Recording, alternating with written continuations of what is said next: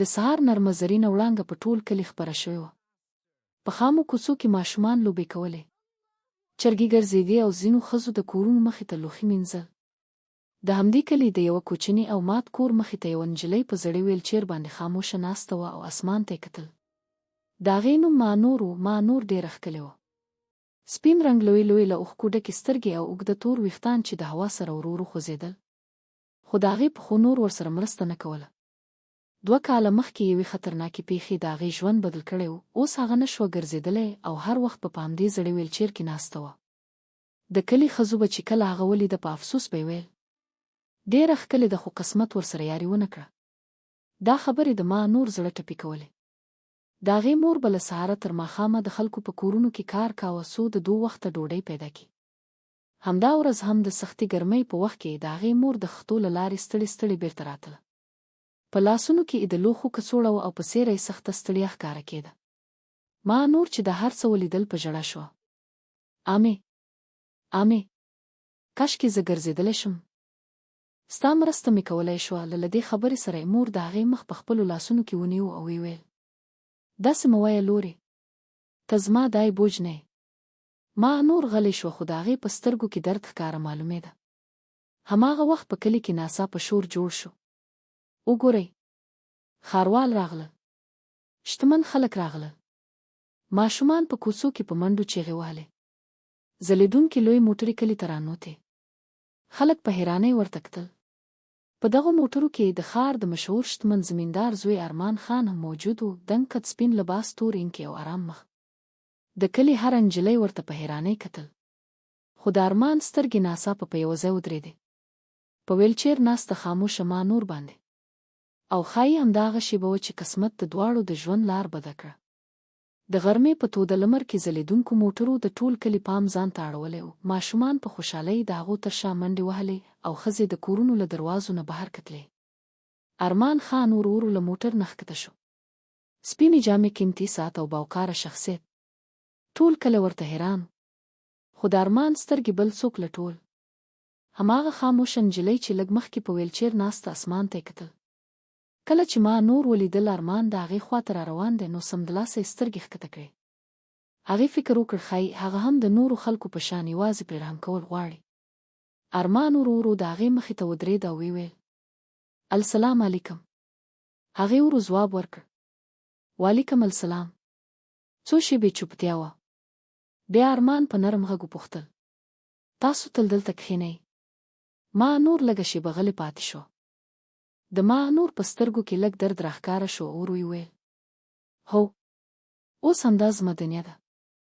دا خبره چې ارمان واورېده غلی شو. هغه لومړی ځل د چا په سترګو کې دومره ژور درد لیده. هماغه وخت څو ښځې نږدې ولاړې په پټه خبرې کولې. بېچاره معذوره ده. شتمن خلک کله داسې خلکو ته ګوري. مانور دا خبرې واورېدې. لاسونه یې ورپېدل او سمدلاسه یې خپله ویلچیر واړوله. خو ناڅاپه ارمان د ویلچیر لاس ته ونیو او ویې ویل: د خلکو خبرو ته پام مه کوئ. مانور په حیرانۍ هغه ته وکتل.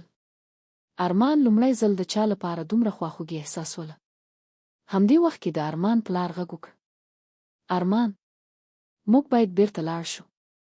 ارمان د تلو نه مخکې یو ځل بیا مانور ته وکتل او ویې ویل: زه به ضرور بیا راشم. بیا هغه موټر ته وخوت او لاړ. خو له دې ورځې وروسته د مانور په زړه کې د لومړي ځل لپاره یوه عجیبه هیله پیدا شوه. هغې نه پوهېده چې ارمان به رښتیا هم بیرته راځي که نه. که دا یوازې یو خوب و. د کلیوالو خبرې او د ارمان د بیرته راتګ یادونه سبا سهار د ټول کلي موضوع وه. ارمان خان ولې له دې معذورې نجلۍ سره خبرې کولې؟ دومره شتمن خلک هیڅکله غریبان خپل نه ګرځوي. خلکو دا خبرې کولې او دا الفاظ د زهر په شان د مانور زړه ته لوېدل. هغه د خپل کور مخې ته په ویلچیر خاموشه ناسته وه او ځمکې ته یې کتل. په سترګو کې یې خپګان ښکاره و. مور یې رانږدې شوه او پوښتنه یې وکړه: څه شوي لورې؟ مانور په ټیټ غږ ویل: امې، ښایي خلک رښتیا وایي. شتمن خلک زموږ غوندې غریبانو لپاره نه وي. مور یې سمدلاسه د هغې اوښکې پاکې کړې او ویې ویل: د الله له رحمته هېڅکله ناامیده کېږه مه. د الله له رحمته هېڅکله نهیلې نه کېږي. هماغه وخت د باندې ناڅاپه د موټر د درېدو غږ راغی.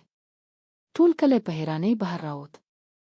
هغه یو ځل بیا ارمان خان خو دا ځل یوازې راغلی و. د کلي ښځو په حیرانۍ یو بل ته کتل. ارمان نیغ د ما نور د کور مخې ته راغی. د هغه په لاسونو کې 2 لوی کڅوړې وې. هغه وویل دا لږ درمل او میوې دي. ما نور حیرانه پاتې شو. هغې په خپل ژوند کې لومړی ځل د یو شتمن انسان په سترګو کې غرور نه بلکې عزت ولید. ارمان ورو د هغې تر څنګ کښېناست او ویې تېره شپه تاسو ډېرې ښه ښکارېدلې. ما نور خپلې سترګې ښکته کړې او ویل خلک خو رښتیا وایي. زه معذوره یم. ستاسو دنیا ډېره جلا ده. دا خبره چې ارمان واورېده څو شېبې غلی پاتې شو. بیا یې په نرمۍ ویل د انسان ارزښت د هغه په زړه کې وینه په جسم کې. د ما نور سترګې له اوښکو ډکې شوې. په ټول ژوند کې هیچا له هغې سره دومره په عزت خبرې نه وې کړې. همدې وخت کې څو نجونې لرې ولاړې په حسد د هر څه کتل. یوې نجلۍ په غوسه وویل وګورئ دا شتمن هلک یوازې وخت تېروي. ناڅاپه د زور ساه اخیستلو غږ. دا خبرې ما نور هم واورېدې او د هغې مو یو ځل بیا له ویرې ډک شو. خو په هماغه شېبه ارمان داسې کار وکړ چې ټول خلک یې حیران کړل. هغه د ما نور د ویلچیر مخې ته په ګونډو کښېناست او ویل که زه وغواړم ستا ملګری شم نو ته به انکار وکړې. ما نور په حیرانۍ هغه ته کتلې پاتې شو او د لومړي ځل لپاره د هغې پر مخ یو کمزورې خو ښکلی موسکا راڅرګنده شوه. د ما نور په شونډو یوه سپکه موسکا ښکاره شو. خو هغوی ته څه معلومه وه چې د ارمان د کورنۍ خلک به د دې ملګرتیا سخت مخالفت کوي. جاري ده. د غرمې توده لمرینه وړانګه پر ټول کلي خپره وه. د ما نور د کوچني کور مخې ته لاندې خلک ولاړ وو او په پټې خبرې کولې. بل لور ته د ارمان خان لویه موټر د ښار سترې او ښکلې ماڼۍ ته ننوتله. کله چې هغه دننه لاړ پلار یې په غوسه ولاړ شو. ټول سالون غلی شو. مور یې هم په اندېښمنو سترګو ورته کتل. پلار یې په سخت غږ وپوښتل موږ اورېدلي چې ته د کلي د یوې معذورې نجلۍ کور ته ځې. ارمان په ارامۍ ځواب ورکړ هو د هغې نوم ما نور دی. دا خبره چې پلار یې واورېده غوسه یې نور هم زیاته شو. هغه وویل ته پوهېږې هم چې ته د کومې کورنۍ یې؟ خلک به څه وایي؟ ارمان غلی ولاړ خو بیا یې ور وویل خلک خو هر وخت څه ناڅه وایي خو ما په دې نجلۍ کې یو ډېر پاک زړه لیدلی. د ارمان پلار په غوسه لاس پر میز واهه ویل بس له نن وروسته به ته له دې نجلۍ سره نه وینې. په ټول کور کې چوپتیا خپره شوه. د ارمان مور په نرم غږ وویل موږ ستا خوشحالي غواړو خو هغه نجلۍ زموږ د دنیا برخه نشي جوړېدی. دا خبرې چې ارمان واورېدې زړه یې سخت درد وکړ. بل لور ته په کلي کې ما نور په خپلې ویلچیر ناستې وه او مسلسل د ارمان په اړه سوچونه کول. هغې ته ویره وه چې ښایي ارمان بیا هیڅکله بیرته رانشي. هماغه وخت څو ښځو په طنزي انداز ویل شتمن خلک یوازې خوبونه ښیي. هغه هلک بیا نه راځي. دا خبرې چې ما نور واورېدې اوښکې روانې شوې. اسمان ته یې وکتل او دا یې وکړه ای الله بیا مې ماتوې. خو هماغه ماښام د کلي له دباندې یو ځل بیا هماغه لویه موټر راغله او ودرېده. ما نور حیرانه پاتې شو. ارمان په بیړه له موټر نه ښکته شو. د هغه په سترګو کې اندېښنه ښکاره وه.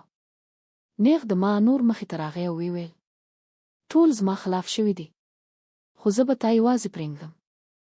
ما نور په حیرانۍ هغه ته کتلې پاتې شو او لرې ولاړې یوې نجلۍ په حسد د هر څه کتل. هغې په زړه کې لا یو خطرناک پلان جوړ کړی و. سبا ورځ په ټول کلي کې عجیبه بېقراري خپره وه. خلک یو له بل سره پټې خبرې کولې ځکه چې ټوله شپه چا د ارمان کورنۍ ته د ما نور په اړه ډېرې دروغجنې خبرې کړې وې. هماغه حسد کوونکې نجلۍ د ارمان مور ته ورغلې وه او ورته یې ویلي وو دا غریبه نجلۍ یوازې د دولت لپاره ارمان ته نږدې شوې ده.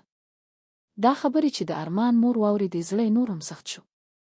بل لور ته ما نور په خپل کور کې خاموشه ناسته ژړل او ویلې امې زه نه غواړم زما له امله ارمان له خپلې کورنۍ لرې شي.